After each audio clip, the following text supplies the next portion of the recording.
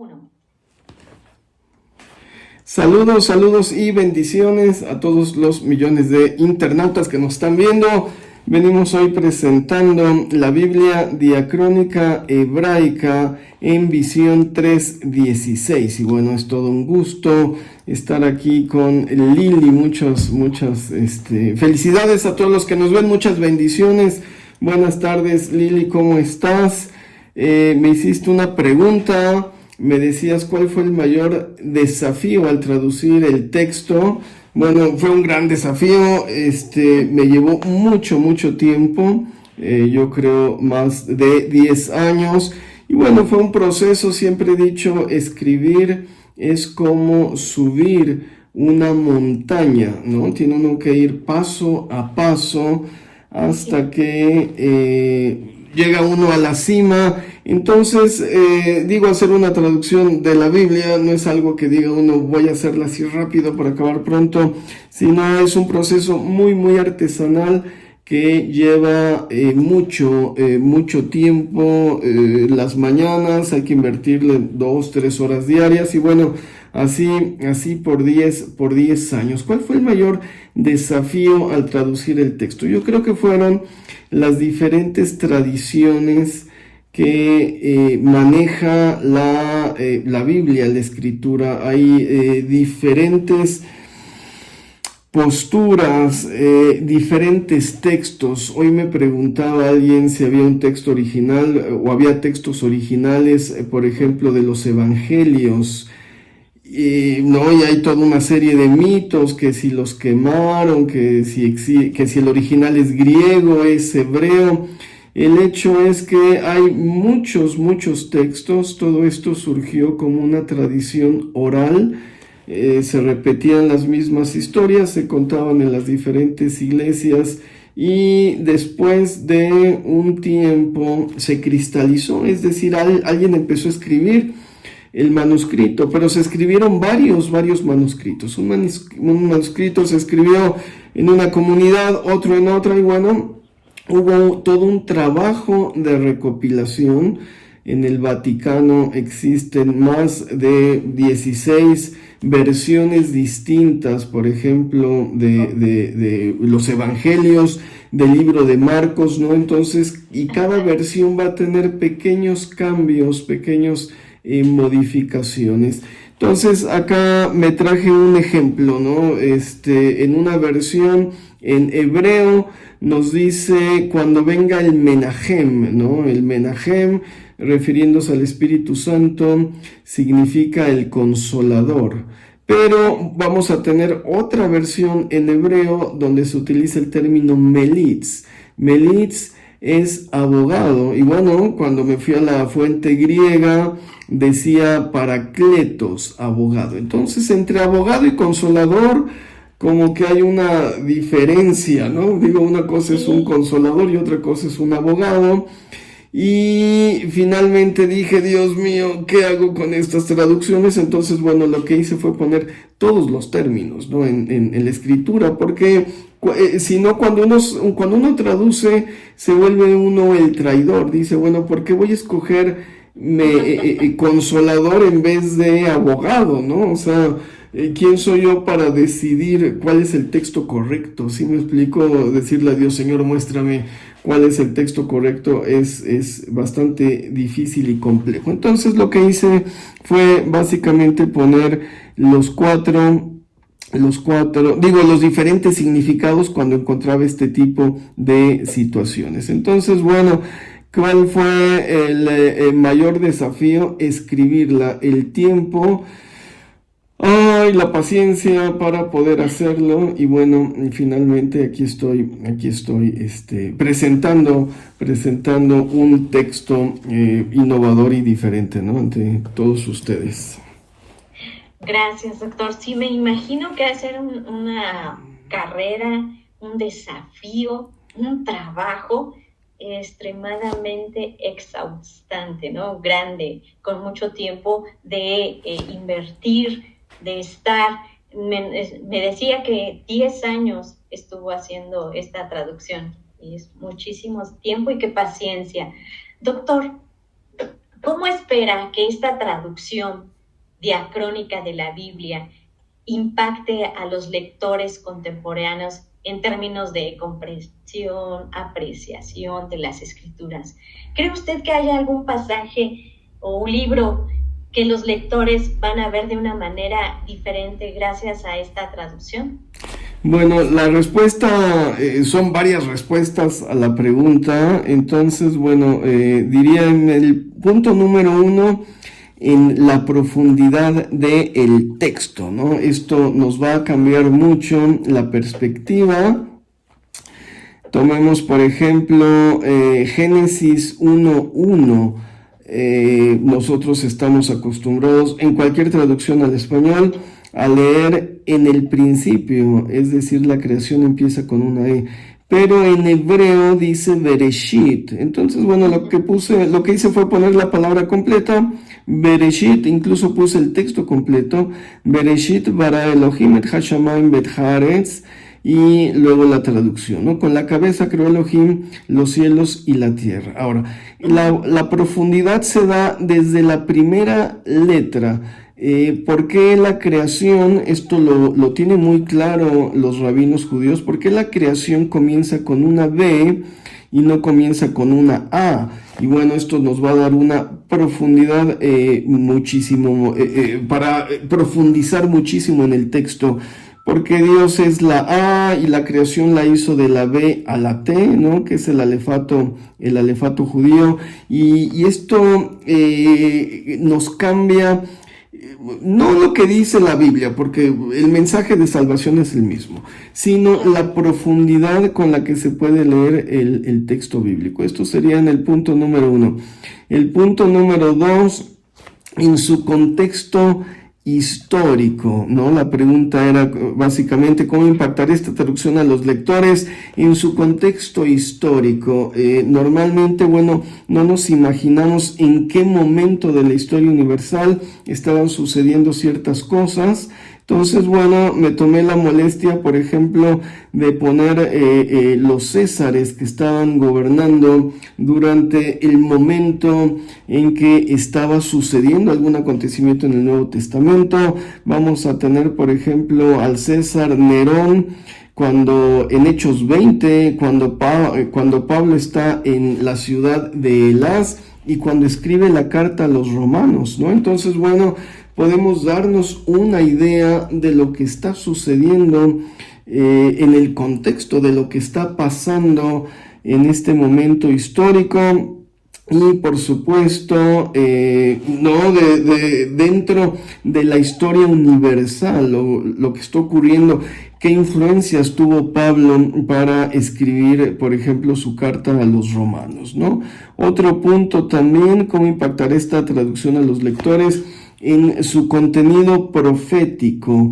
Me di cuenta, bueno, la construcción profética es dinámica y es milenaria. Fue algo a mí que me cambió mucho mi concepto acerca de la Biblia. Yo leía las profecías y las veía como estáticas, pero me di cuenta que no, que el profeta construía de una profecía que ya había escrito con anterioridad, ¿no? También me di cuenta que los profetas, en su mayoría, los del Antiguo Testamento, son mesiánicos y no escatológicos. ¿Esto qué quiere decir?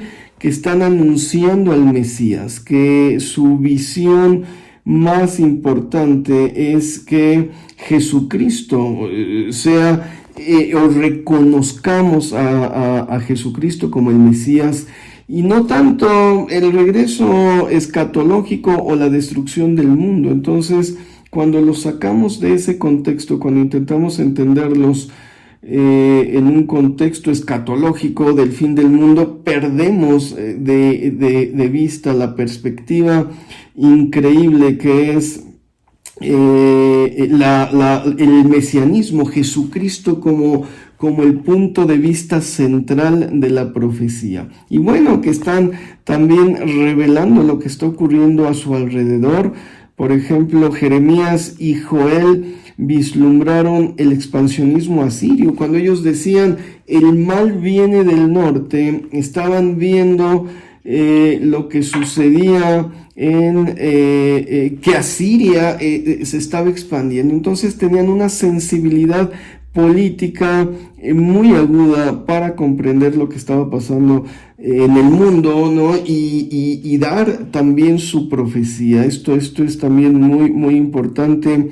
Y el punto número 4, ¿cómo impactará la traducción a los lectores en su veracidad? Estamos muy acostumbrados a leer malas traducciones, y una mala traducción nos va a llevar también a una mala interpretación. Un ejemplo sencillito. La escritura en la Reina Valera dice Jehová proveerá, ¿no? Y de aquí se deriva toda una serie de interpretaciones sobre Dios como proveedor. Sí, mira, no te preocupes, el Señor es nuestro proveedor, y viene todo un evangelio de las riquezas, ¿no? Y bueno, un montón de derivaciones. El hebreo, el original, dice simplemente el Señor verá. Él verá qué hace. ¿Sí me explico? Y esto es muy distinto, nuestra comprensión. Cuando vas, no sé, vamos a planear un viaje y, no sé, me pregunta mi esposa, oye, y ¿dónde vamos a comer en el camino? Bueno, pues ya veremos dónde comemos, ¿no? Ahí nos paramos en el camino en algún lugar que se nos antoje. ¿Qué diferencia que le dijera el Señor proveerá para la comida, ¿no? Digo, ya voy de viaje, ¿no? Ya llevo la provisión suficiente para comer. Lo que voy a hacer es ver dónde comer, que es distinto. Entonces, esto nos cambia mucho la perspectiva, la profundidad en la que se entiende, la veracidad del texto, para poder dar una interpretación más correcta. O sea, quiere decir, el Señor va a ver porque ya el Señor lo tiene provisto. ¿Podríamos interpretarlo de esa manera? Sí, claro, cuando Abraham dijo, Señor, le preguntó su hijo en la Akedah, ¿no? En esta escena tan emotiva, Padre, y aquí está la leña, ¿dónde está el carnero para el sacrificio? Bueno, Abraham le contestó, mira, Dios verá qué hace, y Dios verá cómo lo hace, ¿no? Entonces nos cambia la perspectiva de la profundidad, de la veracidad de la interpretación. Una buena traducción nos va a permitir dar una mejor interpretación. Muchas gracias, doctor Lauro. Me quedé con una pregunta de la que usted empezó con la primera, valga la redundancia, primera pregunta, que usted decía que el Señor en el principio creó los cielos y la tierra. Veo en la Biblia diacrónica que dice que con la cabeza Dios creó los cielos y la tierra. Ese a mí me sonó un poquito raro, aunque usted nos dijo que se estaba ocupando por el abecedario que Dios hizo con A y con B, ¿no? Entonces, no sé si estoy entendiendo bien esa parte. Sí, fíjate, es muy interesante. La palabra Bereshit viene de su raíz hebrea Rosh, cabeza. Entonces, bueno, la traducción es más literal. Intento hacer la traducción literal para no darle la interpretación. Entonces, la traducción literal es: con la cabeza creó Dios los cielos y la tierra. Bueno, los rabinos interpretan esto, que Dios hizo el mundo con sabiduría, ¿no? No estaba jugando a los dados, ¿no? O sea, lo hizo pensando en lo que estaba haciendo. Lo hizo realmente con las leyes que rigen el universo, ¿no? Los giros de los planetas, la expansión del cosmos, todo esto, que son variables que apenas los científicos, los astrónomos están descubriendo. Entonces, bueno, de esto se trata precisamente, de dar el sentido más literal para que nosotros saquemos nuestras propias conclusiones. Sí, escuchaste bien. Con la cabeza creó Elohim los cielos y la tierra. Muchas gracias, doctor Lauro. Es impresionante lo que usted está hablando, y digo, me quedo así con más danos más información, nos está acabando el tiempo, y voy con la última pregunta.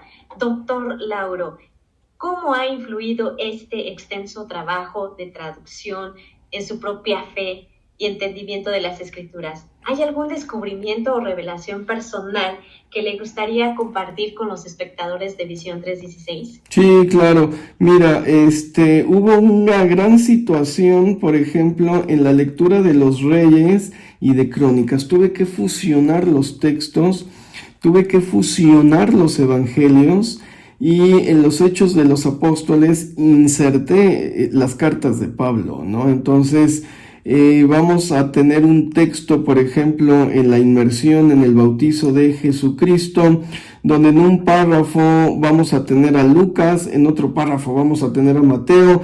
Introduzco estos párrafos que tiene el Vaticano. ¿Te acuerdas que hablamos sobre estos diferentes textos que manejan pedacitos que están, ¿no? En el Vaticano? Bueno, introduje este tipo de párrafos en toda una investigación documental.